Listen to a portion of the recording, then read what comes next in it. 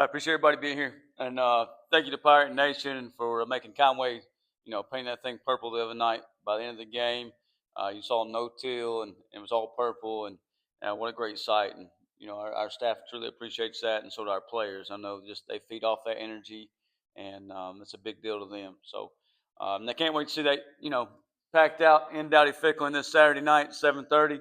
And we talk about playing big games and meaningful games, and we certainly got one this week, a Big 12 opponent, P4 opponent, and ESPN2, national TV, and what that means to not only our football program, not only our university, but all of Eastern North Carolina and Greenville. So it's going to be a big night for that. And our energy as a football team starts with our fans and especially our students. They did a great job with that last home game, and I expect no less this home game of packing that thing out and making a difference in there. So it'll be a great night of football, and starts with the Pirate Walk. I'd like to invite everybody out to that. I think around 5:15, 5:20, we'll start out here just outside the stadium and kind of finish through that new green space we talked about, where Scales Fieldhouse used to be, and get the big TV set up in there. So it should be a great way to start off the evening for a great night of football. But kind of going back to Coastal and reflecting on that. First of all, thank you to the police officers and the police escort out of town here, just helping us maneuver some red lights and get out of town. Just it's always fun to sit in front of the bus and just watch those guys work and kind of get us through the lights there. So appreciate them doing that. But I thought our guys did a really good job with their effort, and that's kind of what I'm most proud of. Is I think we play harder and harder and harder each and every week, and I think we're getting better every single week. So just those guys keep going at it. At halftime, we just talked about a few things that we'd missed on in the first half, and they kept trusting the process. They kept just bringing it. We talked about early on in pregame about the storm, and how our hotel was on the beach, and you're looking out at the ocean, and you're seeing those waves come in, wave after wave. And we talked about what the waves look like in the storm, and how they're relentless, and how they keep bringing it. And we challenged our guys to bring it in a football game, just wave after wave, and keep bringing the storm. And I thought they did. They stuck to the plan. In the second half, that paid off. Wore Coastal down, and had a big fourth quarter there as well. And so, our offense rushed for over 200 yards, and just kept going at that thing and kept pecking away, and finally broke through there in the fourth quarter and put up some good rushing yards. That was good to see. Anthony Smith had a big night. Most of those yards he caught the football were yards after catch. Had a big night for that, just catching little screen passes, little short throws. Really good perimeter blocking. Thought those guys did a really good job blocking on the perimeter, whether it was Yannick Smith, Quest Petaway, several other guys out there doing some good things. So defensively, I thought we did some things well on paper. We're getting better, and each and every week I continue to take a next step. Jamarly Riddle made a big play down there in the red zone, picking the ball off. Rasheed Reason had a pick as well. It was nice to see him coming back. Rasheed had missed some time last week, had a family situation he had to attend to. And, I always tell those guys, like, hey, the family is the most important thing. We're obviously family here, our football family, but you also got to take care of things at home. So it's nice to see him there in the second half, being able to play some meaningful snaps. And I thought up front, defensive line-wise, we did a good job with JR and JD. Josiah Robinson got his first start for us and played really well. JD was solid inside. And then Kendrick DeJour and Kieran Davis also made some plays up front as well. So in the special teams game, I think Kyler Pearson, continues to be fun to watch. And we got to do a better job, overall on special teams, especially with our penalties. We only had 6 penalties in the other night, 3 of them on special teams, one of them for the kick out of bounds, and then 2 on the punt return team. And Kyler's doing a great job catching the football, winning the hidden yardage there, but also getting 10, 12 yards, getting us a first down. I told our punt return team this morning we met, said, hey, we will be, Kyler will have a chance to be all conference or maybe more if we'll continue to play smart. I think we're playing hard. We have great effort. We just got to play smarter on that team. And I said, that's not just an accolade for Kyler. That's an accolade for that whole unit. So we got to take pride in that. And the block field goal down there that we got stepped on, the wing fell, trip, got stepped on there and didn't get out to the edge, protect that, and just had a miscue there. So we got to be better in that area. And I talked to our team about that this morning. Like, we have a chance with our depth, with our athleticism to be good on those units. We got to continue to, improve and get moving on those units there. So BYU, good football team. They were 11-2 last year. Kalani Sitake, Coach Sitake is in his 10th season there and done a really excellent job. I think they visited ECU one time back in 2017. We've been out there twice. through the years. So they started out 2-0. They beat Portland State week one, and then week two they beat Stanford, and then both home games for those guys. So this will be their first road trip. Last week they had the week off, so they've kind of had an extra week to prepare for us. In some ways, you may say as a football program, you enjoy having a bye week before you play. I kind of enjoy like, hey, we're getting better and better every week, and everything, with the game helped us out a little bit. They're returning 9 starters on offense. I think they're averaging about 48 points a game offensively right now. The big thing that stands out is how they're running the football. Obviously, you think of big BYU. You look at their football team, turn on the tape. They're big, they're athletic, they run well, they're physical, they're a hard-nosed football team, and they do that with running the football. I think they're averaging over 300 yards in the run game, and that starts out with their running back, L.J. Martin, number 4, and then their offense is also led by the quarterback. Quarterback's got a unique number. He's number 47. Usually don't see that in a traditional offense. He's more, he might remind you of somewhat of the Army quarterback last year because he's going to be used a lot in the run game. He started out his career last spring. He's a true freshman. He was at Stanford. Him and his brother both. He's Bear Bachmeyer. His brother is Tiger, who plays receiver for him. But Bear will be, his first game on the road as a true freshman. So definitely the fans can have a big part of, making it tough on him for the entirety of the game.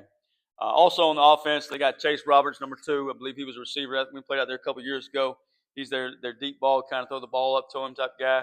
JoJo Phillips is another speedster out there. And another guy that kind of catches my eye was a former high school quarterback, Parker Kingston, number 11. He's a lefty quarterback, left-handed kid that tried to throw a double pass, I believe, in the Stanford game. Defensively, they're mostly an odd team, 3 down. They'll get a little bit of 4 down. They've only given up 3 points in 2 football games. Haven't given up a touchdown yet. I think they're only given up a little over 100 yards a game. And I think they've only given up 3 third downs on the year, 3 of 26. So been doing a pretty good job there. Their linebackers, kind of the guys that stand out to me. Number 17, Jack Kelly. He's a transfer from Weber State. That's where Jay Hill, who was the head coach at Weber State, came over. Now is the defensive coordinator at BYU. So it's the same offensive coordinator when we were out there in 22. A new defensive coordinator. And then the other linebacker, Isaiah Glasker, number 16, is pretty athletic. So those are kind of the guys that stand out for me. But all in all, excited about the night. Excited, not only for our football team, our football program, our players, but all Pirate Nation, and excited to make this place what it truly is, a place where football matters and a fan base that can make a difference in the game. We always talk about it takes everybody, and this week it certainly will be, from the preparation all week long within our football program, around the building, those things, and then certainly for Saturday night as we make this thing a true rowdy and dowdy experience for the visiting team. At this time, we'll take it open up for questions. How do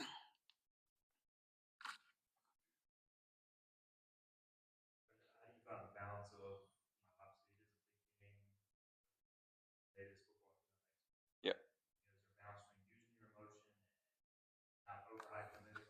Yeah, it's a big football game. It's a Big 12 opponent, Power 4 opponent. Opponent that's been ranked in the top 25. They probably fell out of it this past week just because they didn't play.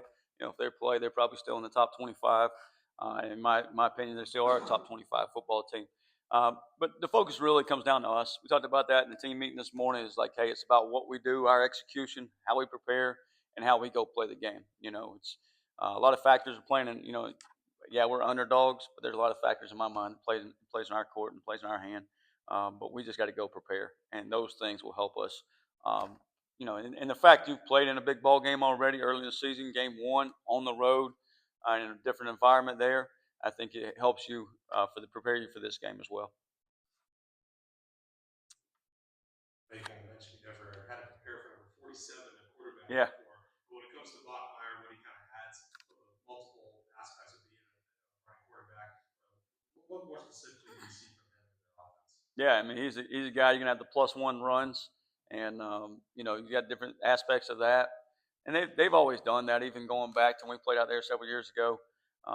But he's kind of more involved. He's a bigger kid. I mean, he's 215, 20 pounds. Looks more like the Army quarterback from last year than maybe a traditional quarterback, a guy that's bigger, can run the football. Doesn't really look like a freshman out there in the first 2 games. Now, it hasn't been a lot of stress, and everything's been smooth and easy going for him, but he's looked really well and throws the ball really well too. So he certainly creates some challenges. But at the same time, we got to make sure we make him be a quarterback. We stop the run first, put him behind the sticks, make him throw the football, make him sit back there and they protect it, and make him make full field reads down the field. And our crowd can certainly be a factor there as well. They're going to huddle. They're going to take their time. They're going to run the play clock down. So they're going to try to eat up the clock. I think their time possession is almost double their opponent right now. And some of that success they've had on offensively and defensively, and some of it's just the way the style of offense they run is. So, it'll be a unique challenge for us. Now, after 3 points to Campbell, you said afterwards you weren't satisfied defensively. Kind of jokingly, but being serious. When you watch the film this week, does that satisfy you? I, I don't think you're ever satisfied. And that's just being honest as a coach. Like you look at the corrections, no matter how good or how bad you play, and what can we get fixed? How can we be better? And I think it's our whole football team. I mean, there's a lot of teams out there that if they win 38-0, they're going to be satisfied and they're going to be happy and they're okay with it. Our football team, our players, and everybody in our program, you have that outcome.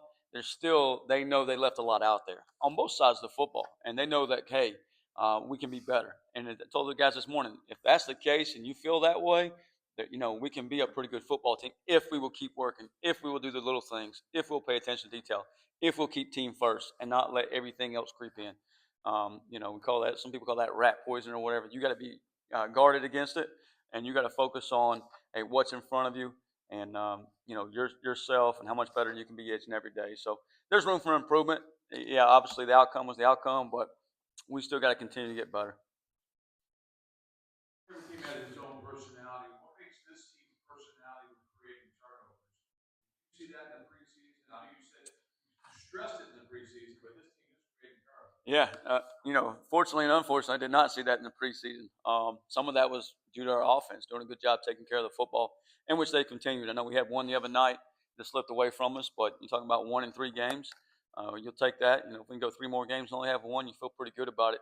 And then on the other side of the ball, I think it's just about the effort. If you're going to play hard, you're going to fly around, you're going to play relentless, you 11 halves of the football, good things are going to happen. And it's a number of guys. It's not just hey, the starters, it's too deep and beyond that are really buying into that and doing a good job in all phases. Second half of the game felt like the run game offensively really started to kind of materialize for you guys. First game, I think you guys averaged 4 yards a carry at least in this game. What do you kind of see on film in the second half? Yeah, first of all, I think that coastal defense is a pretty good defense. I think you look up at the end of the season and realize that's one of the better defenses we probably play. I think Jeremiah does a really good job down there, and they're big and athletic and have good size to them. So, um, you know, being able to run the football against them, especially in the second half, when you got the lead and they know you're going to run the football, it's pretty key. It's not a situation where it's early in the game and you're trying to bust a run up in there, slip a run when they may think it's a pass situation. You're earning hard yards when the defense knows you're going to run the football, when their defensive coordinator is making run calls, when you have the lead and you're trying to just control the game, control the clock. So being able to do that and move some guys around shows you we're making progress. We still got a ways to go, but we are making progress. And I think that's if we can do that each and every week, we'll be heading in the right direction. Campbell threw too many screen passes for you guys to even rush the quarterback. However, this week you saw more traditionally. You got 5 sacks and 20 quarterback pressures. How do you feel like the defense played up front passing you? I think the best thing they did was stop the run early, and they got them behind the sticks. And then like, hey, they just try to run a stretch play or a zone play in there, and you stuff it, and now you get them behind the sticks, and they can't really throw another screen and run the football. They'd be in third and extra long, with it's an uncomfortable situation. So they got to kind of get part of that bag and put them in a manageable situation. So that was when. Coach Alder did a great job just going to our third down selection and making some calls there, and kids did a great job executing and playing their tails off and got some guys free up front. So, and to add on to that, BYU, they'll be similar as far as they're going to put Bear in some similar screen situations of easy throws, getting the ball out to those wideouts. They're pretty athletic. They do a great job blocking on the perimeter and, trying to let them make easy throws and make plays on the perimeter and getting it out of the box. But I think it really comes down to, again, like, can we stop the run and put him in uncomfortable situations and make him be a quarterback and make him have third and long. So that'll be the key to it. Aside from crowd noise, defensively, is there anything try to increase the pressure on the quarterback? No doubt. I mean, the first thing I think just said stop the run. So you put him in a situation where he has to be a quarterback. The crowd noise would be huge, and again, they've had 2 home games. So when they're on offense, it's been pretty quiet for him. Now it's all of a sudden he's on the road. He's across the country. I think he's originally from maybe California. Um, so he's coming to the East Coast maybe for the first time. So let's make sure we give him a warm welcome. And then defensively, yeah, we got to disguise some looks, give him some different things in there. I think right now he's more locked in on a certain receiver and how they do things and getting those guys open on the deep sell routes and deep benders. So we got to make sure we take those first reads away and make him get to a second or third guy, and that'll also give us a chance up front to get home.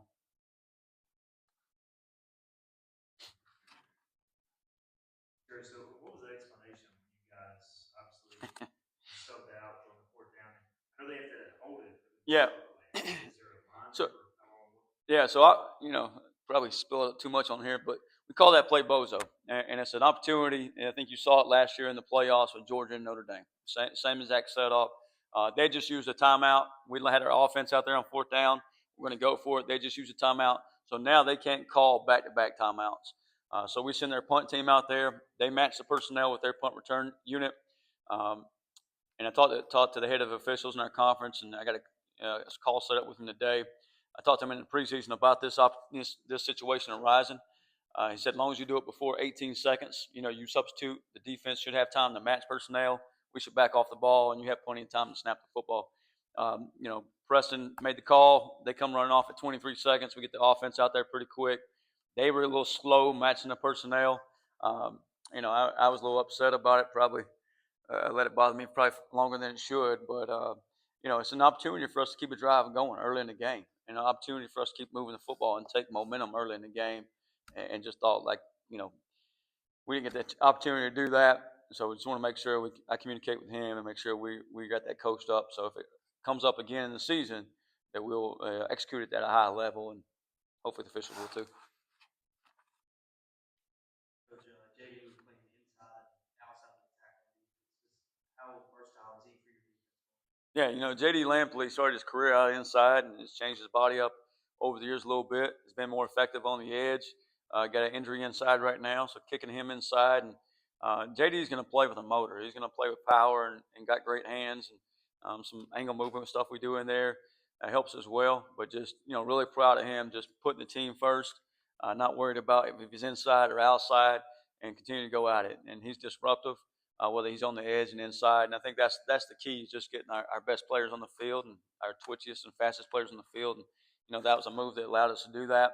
Felt good about Kieran out there behind JR, and it gave us a little bit more depth inside last week. And we may continue to use some of that this week and next week as well. Marlon Gunn only got one carry, I believe. Marlon's so much more our football team than just a running back. Marlon's playing on special teams, kick return, punt return, and punt in certain situations. And Marlon's one of my favorite guys, and just always will be. And at some point this season, he's going to step up and make a big play with the ball in his hands. I'm positive in that and all those things. And I think all those guys in our room, whether it's receivers, running backs, even the quarterback situation, there's all those guys. Like at some point, they know, hey, it's going to be my time to make a play for our football team. And not that we don't believe in Marlon, but the other night it was as Parker in London was kind of the hot hands and kind of went with those guys. And at some point, it's going to be Marlon. And excited about when that time comes for him. The secondary, how do you evaluate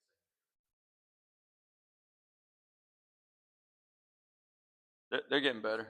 I mean, we still got a ways to go. I think, I can stand up here and I've talked about the corners and linebackers, but I think we're getting better. I think we're making moves in the right direction, and not just one guy. I think it's several guys. Tymer Brown, I think being here in a few minutes is playing his best football of his career right now. He needs to continue to do that, and I think his best football is ahead of him. Rashid had a big play the other night. You seen Keith Rowell out there. He had a PI down the field, but he really probably should have picked the ball. He even said that this morning. He said, I should have just went and picked it. And he probably panicked a little bit down the field.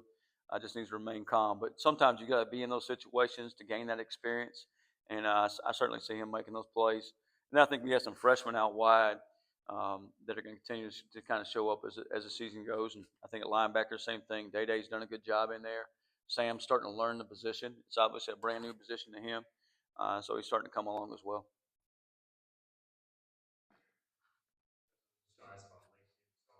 Yeah. Yeah, I guess he stays in for another play. It's actually Yannick's touchdowns, but got banged up the play before that. We should know something on that one next day or two. But DeJuan's like a ball of energy in there, and I think you see that when he's carrying the football. You can see a little spark to it. He just has a little juice to him, and one of my favorite plays is every time. He's on the kick return, and he's the off returner, really the blocking returner, and they kick one in the end zone touchback, whether it's the Campbell game or this past game. I see DeJuan celebrating like I've never seen anybody celebrate a touchback before, but he's just so fired up to get the game going. Get the ball in our hands and get going, be out there in the football field, and that's he is a great example of what our football team is about. Just guys that love playing the game, love each other. We talked this morning a little bit about you know love kind of makes a marriage, and then marriage kind of holds love together. Well, if you take a marriage out and you put the word team in, love makes a team, and team keeps the love and all those things. And we talked about that, and I think DeJuan Lacey is a perfect example of that. But just praying for him, and kind of we'll find out a little bit more as the week goes on. Hopefully, it's something he can come back from this season.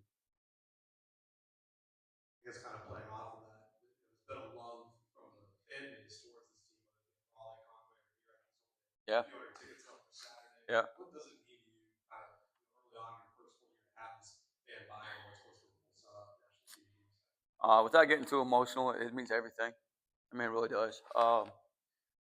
I think just the way the fan base and Pirate Nation has embraced our football team and our program since last November, last October, really October 20th of last year, and rallied. And I told our players like last week, we talked about September 11th and what that really meant for our country, and that day how all of the country kind of came together and pulled in the same direction. And I said, it's really what our football team has done for this fan base. You've got everybody excited to be a part of Pirate Nation. And just the way Pirate Nation has showed out in Raleigh, showed out in Conway, showed out here a couple weeks ago for the Campbell game, and the way they're going to show out this Saturday night in Dowdy Ficklin is pretty awesome, pretty special to be a part of, and just blessed, and our players feel the same way to be a part of it. None of us are in, it ain't about me or I. We're not the center of attention, but it's about all of us pulling together for a common goal, and it's taking everybody to get it done. And we couldn't be more excited about Saturday night, not only to play BYU and play a football game, but just for our fan base, just for Greenville and all Pirate Nation. All right, appreciate you guys.